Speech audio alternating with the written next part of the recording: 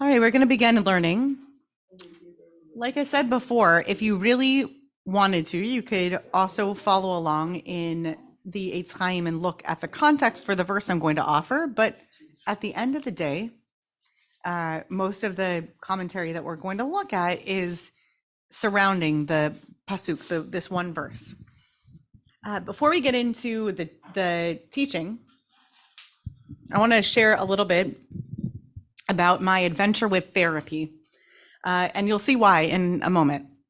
I love going to talk therapy. It's a very important part of my life. For a lot of people whom I know, going to therapy is something that makes them as healthy as they need to be. It's very important to be in relationship with a therapist. And a couple therapists ago, I was working with a therapist in a process called cognitive behavioral therapy, which is one form of talk therapy. It's been around for many decades. And that therapist fired me and said, I think instead you need to be working with a different therapist who does a very different methodology. And the methodology that she recommended to me through this new therapist was called IFS, Internal Family Systems.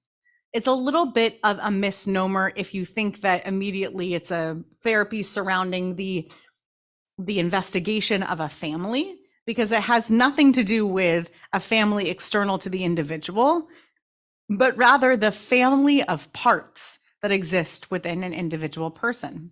So it's colloquially referred to not as IFS, but as parts work. What is parts work? It's discovering all the different aspects of the self, which are at times all present. Sometimes they are partially hidden, and identifying them gives somebody the opportunity to invite that part into the room or invite it to stay out of the room. For example, if our child part is very wounded by disappointment and by losing, then perhaps when we're in a competitive situation, before we go in knowing that there might be a level of disappointment, we might say to our inner child part, you're not invited.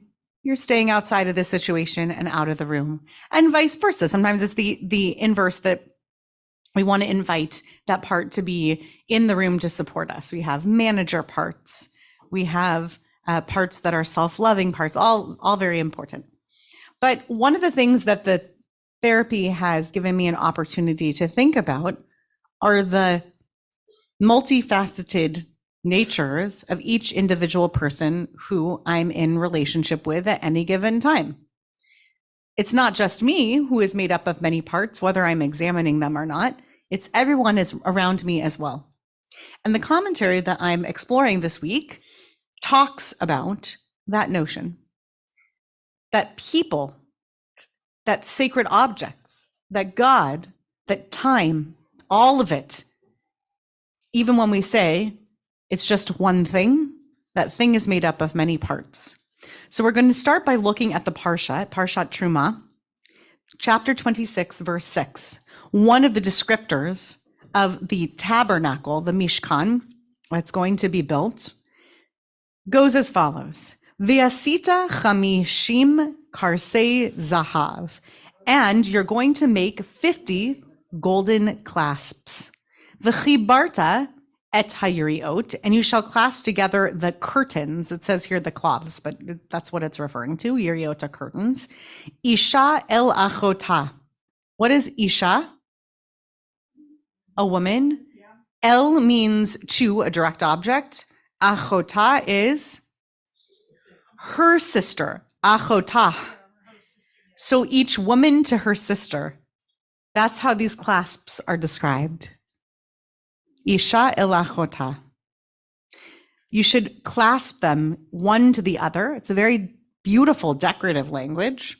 No pun intended. Ba kirasim. You should use those kirasim, those clasps, to put them one to the other. V'haya hamishkan echad. And the Mishkan, the tabernacle, will be one.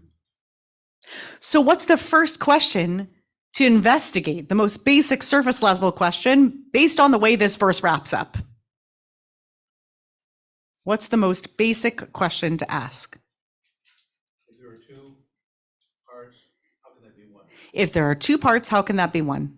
And I'll expand on that. If there are 50 gold clasps, how can those become one? What do you mean, Hamishkan Ehad? What does it mean that the Mishkan is one? We just said there are 50 clasps. There are individual curtains. We're going to clip them to each other with these clasps. And then it's going to be one. What magic is this that it's one? So the Zohar, which is, we're not going to linger on for too long, but this Kabbalistic text, or rather the text that the Kabbalists cling to as a sacred commentary from about 500-600 years ago, says the following about this verse. Patach ve'amar. Here the verse opens and says, Ve'eta mishkan ta'aseh eser yeriot v'chulei, and so on. Ha raza.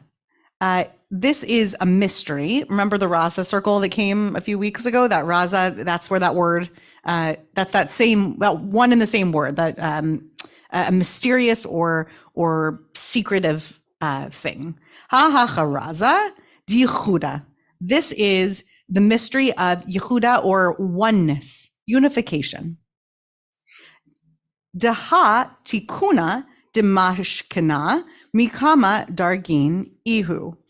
So that's the arrangement, the daha. This one is the fixing or the arrangement of the Mishkan from all the different levels, like madrigot, dargin ihu.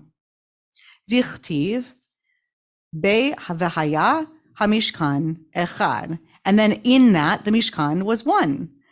Le'it chaza dechol shayfin de gufa. That is, in every individual, there are connected to one another, upper ones and lower ones in the body. Kulhu raza de gufa chad. And each of them are sort of a mysterious part of one singular body. So what is the Zohar saying about oneness? What are they comparing the Mishkan to here? The human body. So how is a human body made of upper and lower parts? What are some different reads on that? What is the upper and the lower of a human person? You could have just the head and the upper part, and then you've got the lower part, right? You've got your head and your shoulders and your arms, and then you've got your lower, the tachton, the lower part of you. Good. What are other reads on that? What else could we read as upper and lower parts of a human? The heart is in the upper part, the thinking. Oh, right. So you could do the thinking or the emotion. And in fact, the ancient people used to think that the heart was the seat of wisdom, of knowledge, of knowing. That was da'at there. So you could think that, so you're right, the heart is in that upper part, but that heart is a seat of knowledge. Right. And then below you could have the things that are perhaps mysterious or unknown, like the raza. And of course, you can have the idea of parts of us that are raised in their awareness of holiness in the world, and there are also lower. In other words, in modern and contemporary thinking, we say we have our upper brain and our lower brain. Do you know from this concept? The upper brain being when we are in our most amygdala positive state, when our brain is thinking straight, when we really have our head on straight, we can think in our upper brain. We can reason. We can push off, we can delay gratification. But when we're thinking in our lower brain, when we're firing, when that amygdala is firing, when we are all riled up and cortisol is shooting through our body and we are either fighting or freezing or fleeing, we don't think reasonably. That is our lower brain. So that's a metaphorical upper and a lower of a human being as well. Ibn Ezra is going to expand on this idea. So already I think you can see where I was going with this notion of the parts work and the IFS and how a human being, much like the Mishkan, is made up of so many parts. But it's not limited to that. We're going to get wider and wider and wider. So let's look at Ibn Ezra first. Ibn Ezra says, V'hine eser yeriot hu hamishkan v'hamishkan kar'u echad kolel hakol. And here you have the 10 curtains, and then here's the Mishkan, and the Mishkan was called one that contained everything. It encompassed all of it. Ki kol guf eno davar echad, rak hu mechubar me'achadim. There's never just one thing. Everything in the universe is made up of conjoined mechubar me'achadim, from one things. Everything in this world is made up of many parts. This microphone has a metal cage, an internal part. It has batteries. It has a button. It has a light, and so on and so forth. This synagogue is not just a synagogue. What's in the synagogue?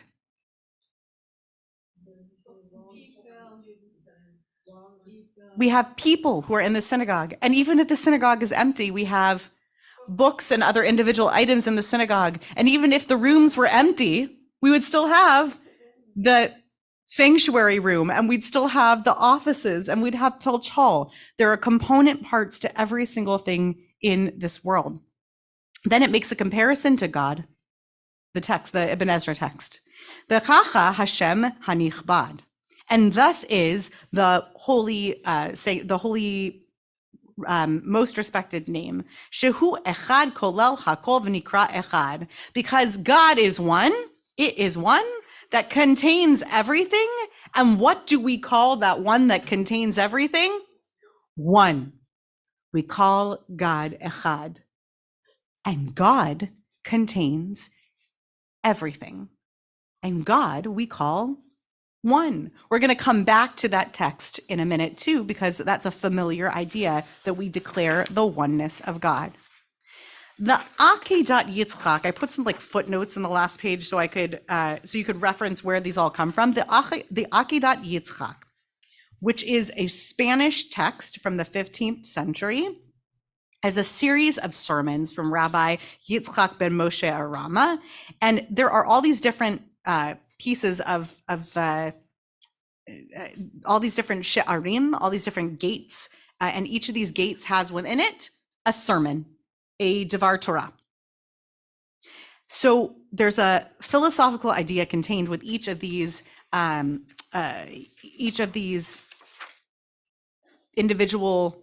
In each of these individual sermons, you have a philosophical idea, and the philosophical idea that's being discussed in this sha'ar, in this gate, by this rabbi who published his work in Saloniki, this is all about echadness. It's all about oneness. Now, before we started with the idea that the Mishkan, the Zohar confirms for us, the Mishkan is one, even though it's made up of many parts. And then Ibn Ezra has a commentary that says, well, every human being, right? Every human being has individual parts. So the Zohar says every individual human being has different parts. And Ibn Ezra comes along and says it's so much more than that. It's also God. It's also the conception of God in the world. The Akedat Yitzchak will come along and expand that idea times 10. We're going to look at the English because the Hebrew is extremely long with lots of quotes, and I'll look at the Hebrew for every other text, but it will take us too long to get through. We don't have so long before the end of Shabbat. So, Lihiyot HaTorah HaElohait ve'im Adonai ele shomrei mitzvoteha mityachasim b'imhotam kivar amaru alehem shehiyu chataim ushlamim. I can make up what is behind this thing that printed on the page, Ehad. When I look at the translation, I can backwards engineer it. Okay, so let's look at the English. The term Ehad, to be one thing, is applied to items that are whole, not to parts of any unit. So we start with this idea that we don't call anything Ehad that is actually one. We don't say this cup is one because it's one. We say this cup is one because there's a handle and there's a vessel part. That's why it's one, because it has component parts to it. Anything that is actually atomically one, we don't call one. It has its own name. What do we call echad? Echad is a hint at yichud, at things having come together, being ma'achdim, being mechubarim, being brought together and conjoined into one item or one person or one deity, one God. So anything that's incomplete, because it's defective, because it's surplus, because it's redundant, those things that are incomplete, they cannot qualify for the description one. God will be perceived as Ehad, as one in the Messianic age. Even though to our limited intellect, God might appear as having many, many facets. Pausing on that idea, I feel like the opposite is true for most people. And I think it's interesting that the text goes there. I think for most people, we imagine God as one, and then we have to reason it out that, of course, there must be many aspects to God. But here the text imagines quite the opposite, that we see God in so many different ways and places in our life, but that it takes thinking and it takes trust and faith to understand that all those different thingies, all those different spiritual access points go to one God. That might speak to the kind of spiritual and religious thinking that was happening in the context of the Akedat Yitzchak's time, of Rabbi Arama's time. I'm curious about that, but I don't want to dwell on it too long. So the Akedat Yitzchak says God is going to be conceived of as one. And how do we know that? Vayom hahu yihye Adonai echad, ushemo echad. That's a quote from Zechariah, from the prophet Zechariah, because on that day, Yom hahu, that day, God will be one, known to all the peoples of the earth as one, perceived of as one. The Jewish people, as we just sang in Mincha, it doesn't say that in Akedat Yitzchak, but I'm just telling you, we just sang it in Mincha. What are the Jewish people? We are a goy, echad ba'aretz, right? Ata echad v'shimcha echad. You are one, your name is one, and we are goy echad ba'aretz. We are a people who are one. We have a mission in life, in history, which requires all parts of the nation to be part thereof. You cannot be a part of the Jewish people unless you are a part of that oneness and that connectedness. Sometimes we call this Kalal Yisrael, right? That's going back to the other word that was used in the earlier text for kolel. The Mishkan is kolel et, all the parts. It is inclusive of all the parts. God is kolel et hakol. God includes all. And we are Kalal Yisrael, an all-inclusive oneness. Got it? So when we say Kalal Yisrael, we're saying we are all part of and connected to that echadness. Then he gets a little more esoteric. A day is not a night plus a day, but the total of one 24-hour period is one day, one unit. When Yosef told Paro that the repetition of his dream showed that the dream was one, he said, no, Paro, this is one long dream, all those parts.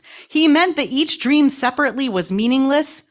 Only when you viewed it together was it a unit. The dream about the cows, the dreams about the stars, each of them make no sense until you see that they are all one prophecy downloaded to Yosef through his connection to the universe and to God. Anyone who transgresses a single commandment of the Torah destroys the unity of Torah. That's a little harsh.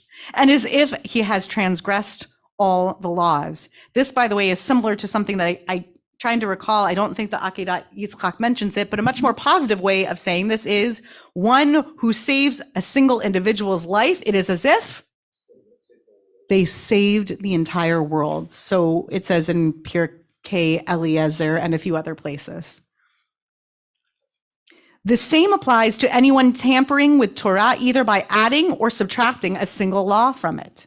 If you were to take away one thing or add one thing to the Torah, would it still be the Torah? No, because the oneness, the unit, is what matters. A man without a woman is not really a man at all because he cannot fulfill his purpose in life. Taking away the slight misogyny and heteronormativity of that for a second, it's actually a beautiful notion that one individual is not on their own capable of completing who they are meant to be and the indelible mark they leave on the universe. Rather, they must be in union. They must be in companionship. And together with that companionship, we have many ways of conceiving of this now. But the notion is that we need to leave a legacy. For the way that the Akedat Yitzchak is thinking, that legacy is a man and a woman have a child. In 2024, we think a little bit differently about how people can leave legacies and what it means, because there are teachers out there who have no biological children, no adopted children, but of course, every child who learned with them is their student. and is their legacy. So that's the notion here. That's my drosh on his notion. When one person sins, he destroys the unity of the nation, makes the nation unable to achieve its destiny, its purpose in God's universe. I want you to think creatively with me for a second. What might it mean for one single Jewish person's transgression to destroy that nation? How could that be? It takes a life, it clearly is going to destroy. Okay, if it's a transgression as serious as taking a life, of course that destroys the people. That's connected to that idea. How else, Rosa? I'm thinking, like a problem in Los Angeles, there are a lot of gangs doing a lot of breaking into stores, and stealing a lot of merchandise. And they're ruining the whole city. They're ruining the jobs. They're ruining the economy. Okay. They're ruining the whole structure of the city. They're destroying people. Right. So when you do a singular sin, let's say you commit the sin of vandalism or of looting, that the impact isn't just that you've stolen that one item that you've stolen or the series of items you've stolen or broken the trust of that individual. You've now made the city feel less safe.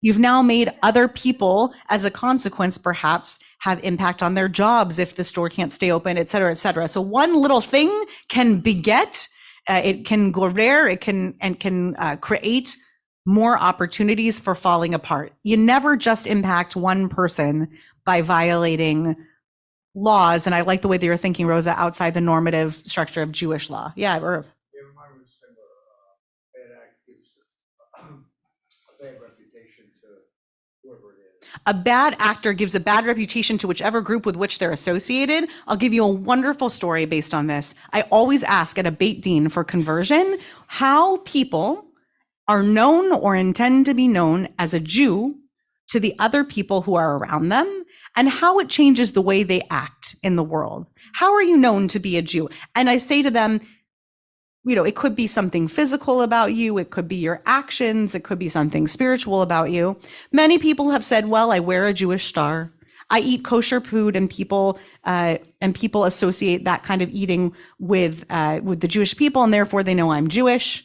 I take Shabbat off from my work, therefore they know that I'm Jewish. Two stories have been told to me that have really stuck with me on this front that I think go to this point. The first is somebody said, well, the way that the people at my office know that I'm Jewish is that I used to gossip every day, all day long, with everyone in the office. And when I learned about the idea of lashon hara, of not saying things about people who are not in the room, I stopped.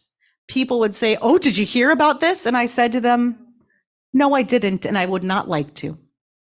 Which is a wonderful way of saying that the inverse is also true. When we look at Christmas, first of all, I always thought a very vulgar question to ask young children is, and what did you get for Christmas? Like it's all about getting. Sure.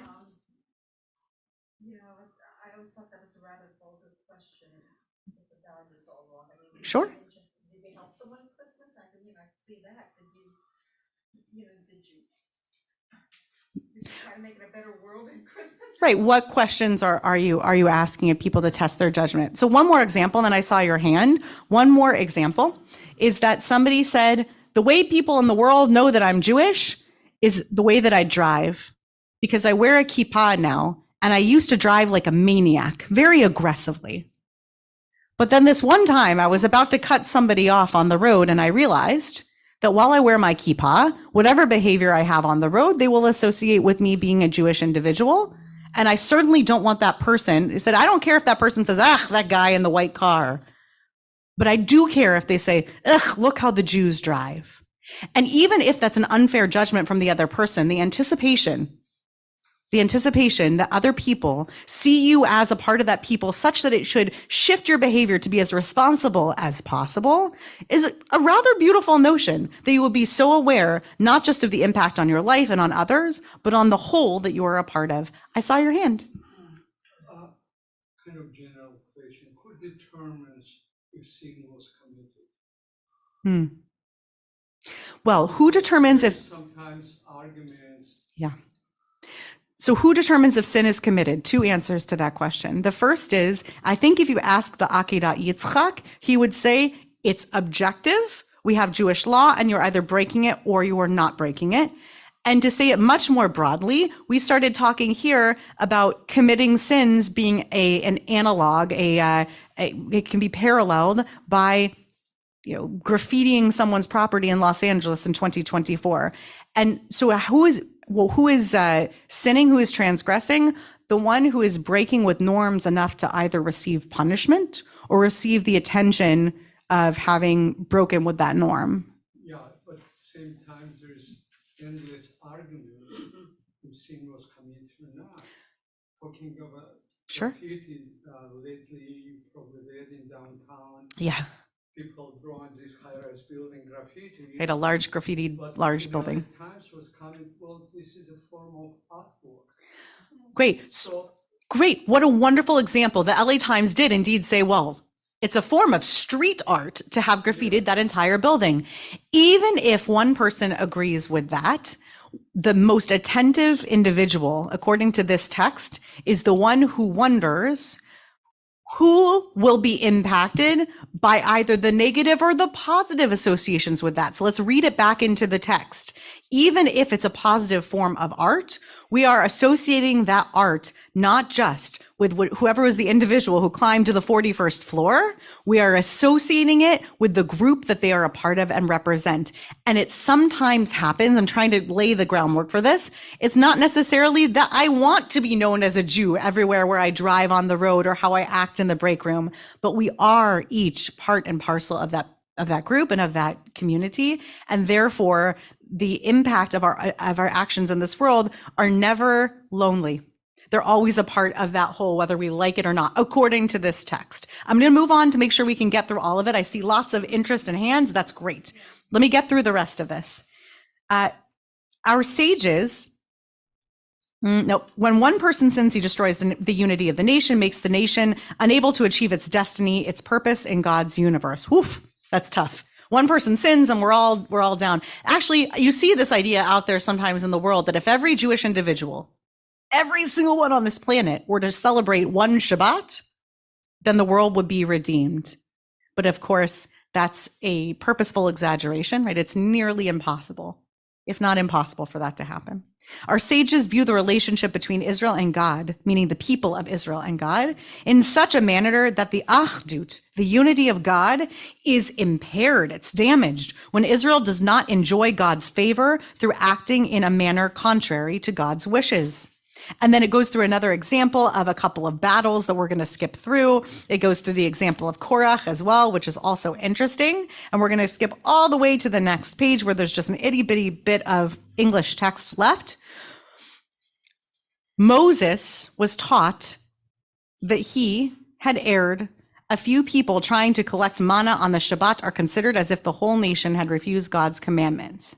And then God said in return to them, how long are you refusing to observe my commandments? And of course, the takeaway here is not how long are you 5 or 6 people disobeying by collecting manna, but rather all of you people. It's like the kids who complain that the whole class lost recess because 3 or 4 kids were misbehaving, right? When a few people misbehave, God sees that misbehavior and responds apparently in the text of the Torah by punishing the whole, because we are Ehad, because we're one.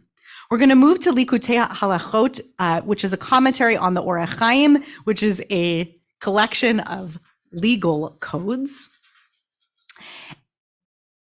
And it jumps right in the middle of a sentiment, but I checked and we don't need to know the rest of what's going on. So trust me on the context here. I can send you the text if you want to know more. The al yedei zeh, and as a result of this, Nitiyached Kedusha, Nitiyached Kudsha Brichu, the Kadosh Baruch Hu, the Holy Blessed One, will be unified, Nitiyached, Ushchintah Bechina Adonai Eloheinu Adonai Echad. And this Shekhinah will also be unified, meaning God's feminine dwelling presence will also be unified along with the Kadosh Baruch Hu part.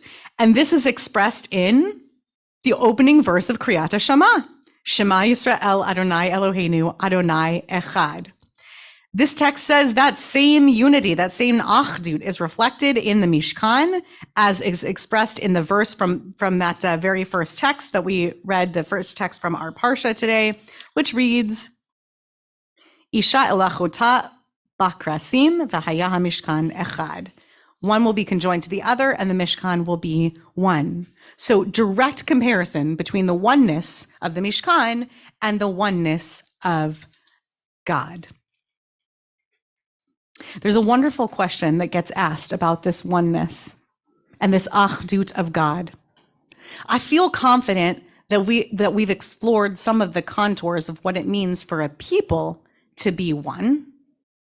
But for God to have many aspects, like I said in the beginning, I struggle with this idea that we would see the many facets of God in the world and have a hard time seeing that all as a part of one God. The rabbinic sources ask a question on that text that we read at the end of the Aleinu prayer, Zechariah, and it's a question about whether or not we've ever seen God's oneness. We declare God to be one, but have we ever met a whole God? Do we know God as one, or is that something we're going to encounter only by Yom Hahu on that day?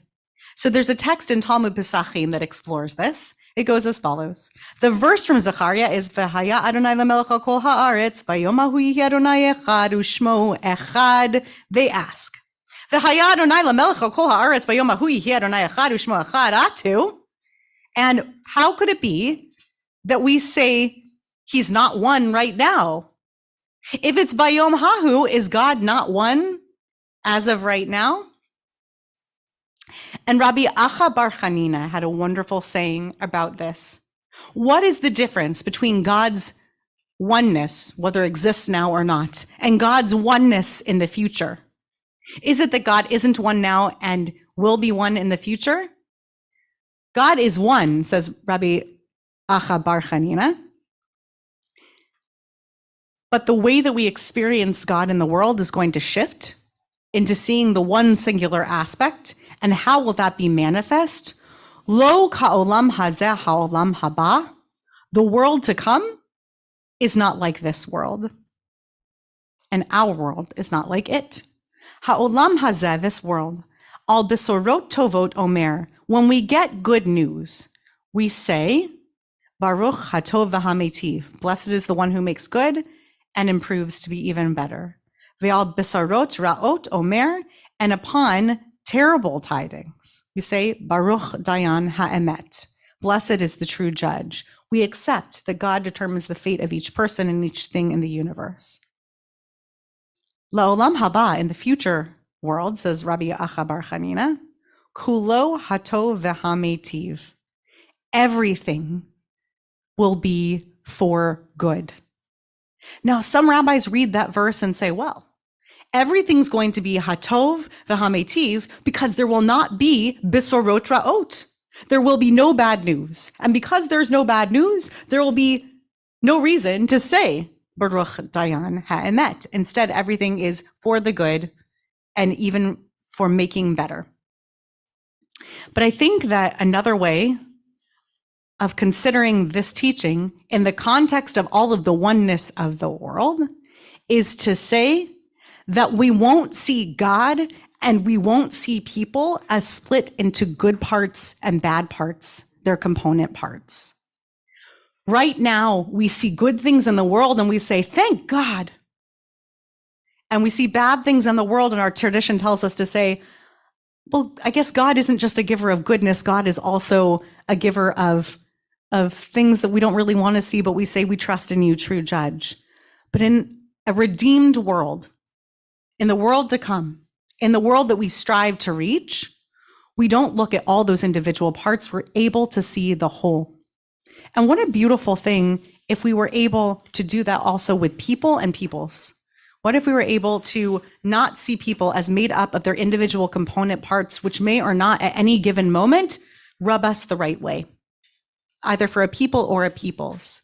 The messianic way of looking at the world, according to these teachings, is to look and see each individual thing in this world, whether it's a cup or a microphone or a room in this building, or somebody's grumpy mood and somebody's good mood, or one Jewish person versus a whole Jewish people, to see them as a part of a connected whole, and that people are often way more than the sum of their parts, and so are things in this world.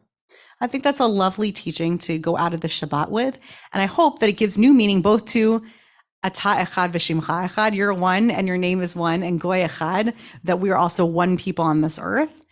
And also, as we get to Aleinu and Ma'ariv, Bayom Hahu Yihyeh Adonai Echad U'Shmo Echad, that it's not just a saying from Zechariah, but it's a prayer that on that day, we'll see a unity in this world of all things, and we'll no longer have to decide whether we're witnessing God's grumpy side or God's happy side, but rather we see all as a component part, each thing as a component part of one greater networked divine presence in this world. Shabbat Shalom.